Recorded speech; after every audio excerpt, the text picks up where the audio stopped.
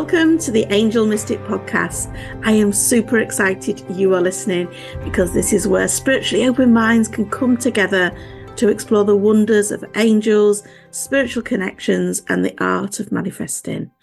Hosted by me, Amanda Tooke, the Angel Mystic, your spiritual midwife to help you on your journey to a fulfilling and happy life.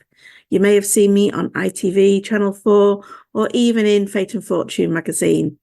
In each episode, we will delve into the mystical world of angels, offering you insights, guidance, practical tools to deepen your connection with the upstairs so that you can find inner peace, happiness, joy, and create the life that you want. Tune in for weekly, fun conversations, transformational insights that will elevate your spiritual journey and awaken your inner mystic. Please hit subscribe now as we embark on a transformational adventure with the Angel Mystic Podcast. Welcome back to the Angel Mystic Podcast. In today's episode, we are talking about the difference between angels, archangels, and spirit.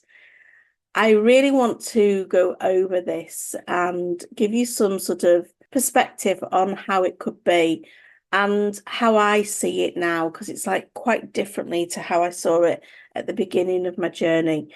But before we delve in, I want to remind you that soon Angel Summer School is starting. Angel Summer School is a little angelic bubble, all running online for 6 weeks over the summer, starting on the 15th of July. And there are a couple of places left if you want to join us. It's weekly sessions with a Facebook group where we're going to be having angel dates and learning all about your angels, having deeper connections with them and with the archangels too. So if you want to know more about that, do check out the show notes. So let's delve in to angels, archangels, and spirit and get you really clear on the different, let's say, layers that lie within the upstairs. The upstairs is the collective term that I give to everything that is, upstairs, sitting above us. Where I'm at on my journey now is quite different. So I am quite happy to use the collective term, the upstairs, and not be too worried about whether it is angels, whether it is my guides, whether it is my loved ones in spirit that are connecting with me, because they are all so interconnected that it doesn't concern me which ones I am connecting with. But when I was starting out on my journey, we have this huge desire, and I notice it with so many clients too. We really want to know who my angel is, who my guide is, who my loved ones in spirit are, and we really want to know who they are, what they're doing. And that's great because that helps us sort of break it down and enables us to have more trust and gain deeper connections. So let's work through the different realms that we have that we can all connect with. So if you could see me right now, I'm waving my arms around, demonstrating the different layers. If you think of us down here on Earth, and we're having this human reality, we've come from spirit, we're going back to spirit. And when we do go back to spirit, we're the next layer up, if you like, and we're moving into the upstairs. Now, we may stay in spirit form, we'll have life reviews to do. We may reincarnate back, come back down to earth. When we no longer need to reincarnate back, we stay up there and become a spirit guide. So spirit, our loved ones that are in spirit, are around us all the time. They're just on a different plane, a different dimension. When we don't need to keep coming back and we've perhaps become a spirit guide, we stay upstairs and we help people with things that we can help with. So our spirit guides may well be a loved one that's passed and doesn't need to reincarnate back. But equally, a spirit guide could also be a Buddhist monk, someone you've never met. They could be like your spiritual best friends. They could be your ancestors, your loved ones, people who've passed over.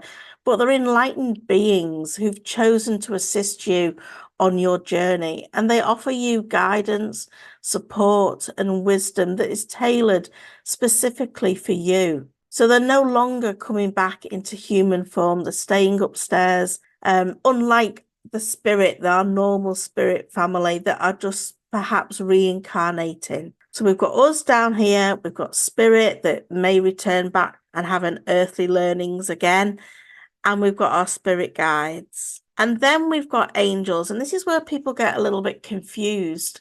Sometimes people believe that their loved ones that have passed over are their angel, and if that gives you some level of comfort, go for it. But it's not exactly true. You will have your loved ones around you, and you will have angels.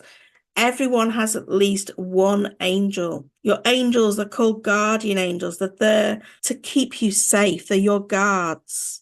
And these guardian angels are very high vibrational energy. They're more personal than your spirit guides. They've been with you in every lifetime. They know you intimately. They know your strengths, your weaknesses, your soul's mission. You might have more than one guardian angel too, and they absolutely will be with you all of your life, whereas spirit guides can change as your life is going through the twists and turns that are happening. So your angels are not male, they're not female, they've never been on the earth plane before. They're just work on the energy of unconditional love. They're such a high vibrational being. So they're like your celestial cheerleaders. They're there to support you, to guide you. They radiate this incredible unconditional love and light. And whether you use your angels or not, or indeed whether you use any of the upstairs or not, we are all connected.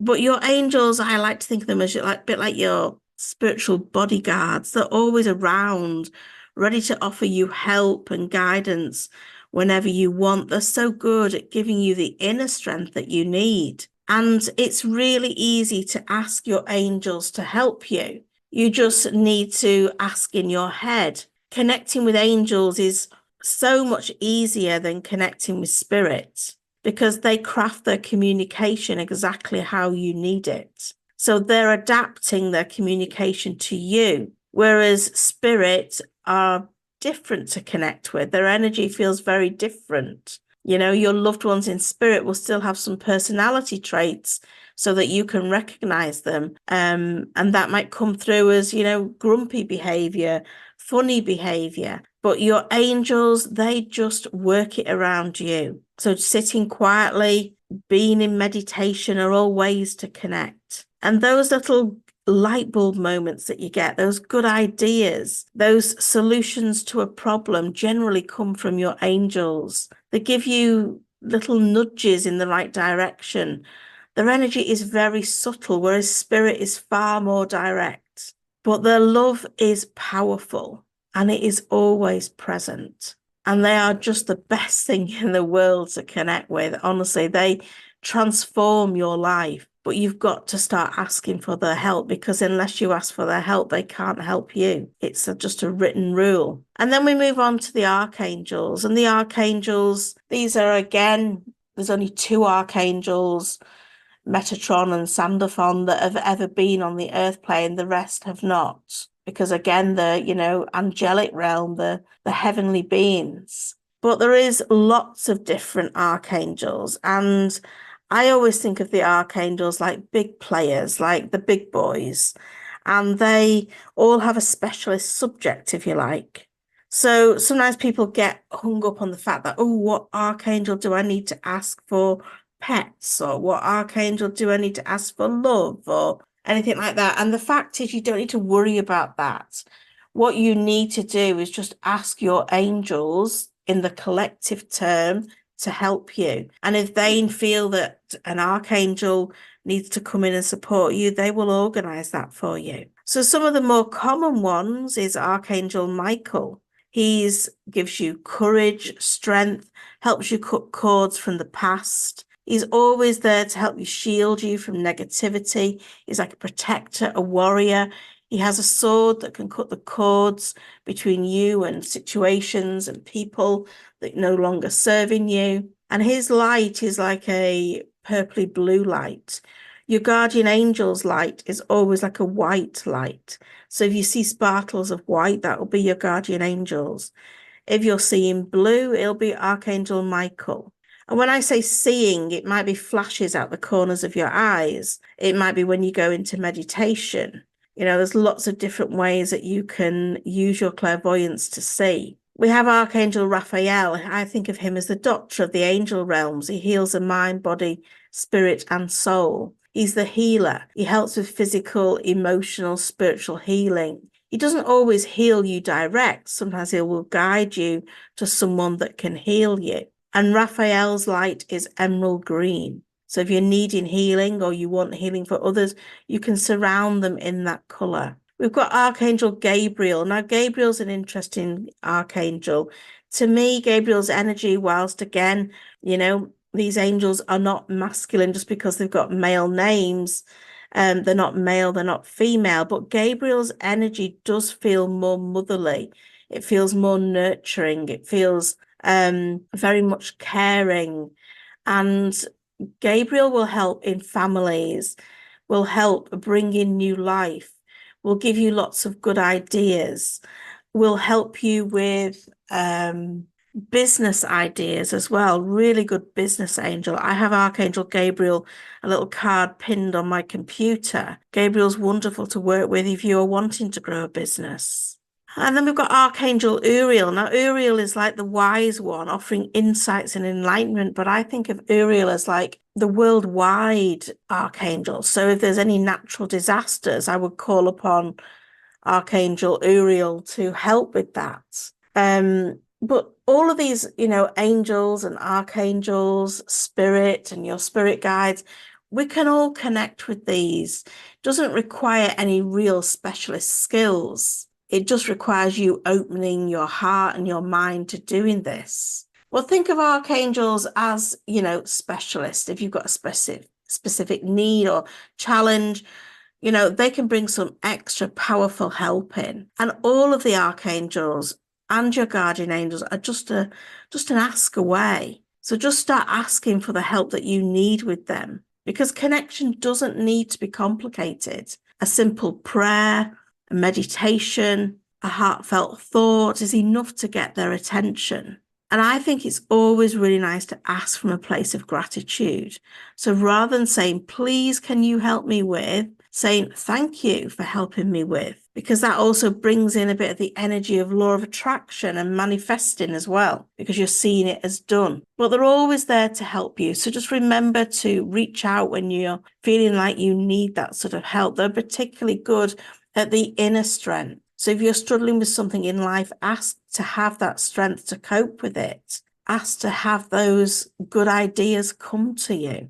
And if you're starting this journey, connect in with your angels first, because that's going to be so much easier. But you do need to understand about your own energy first, because it's the first thing I teach anyone to do on a spiritual journey is to understand your own energy first. Because if you don't understand your own energy, how are you going to know when it's you, your higher self, your angels, your guides, your loved ones in spirit? You won't know the difference. So by doing daily grounding and protection exercises, and that is something that we will be doing in Angel Summer School as well, you will understand when it's you and when it's them. So for me, where I'm at on my journey now, if I'm wanting help from the upstairs, I often just ask in a very informal way, and I'll just say in my head, come on, guys, help me out.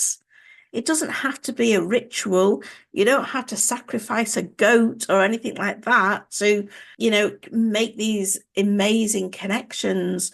You can just have conversations in your head. But I look at them as a bit more like one now. I'm not too worried whether it's my main guide who's called Chappie, or whether it's my guardian angel, my main guardian angel who's called Jeff, or whether it's one of my loved ones in spirit, or whether it's a different guide that's come in because I've got some sort of problem going on that they can help with. I just totally trust that the right support and the right help will come when I ask. And this whole journey of spiritual connections is all about trusting.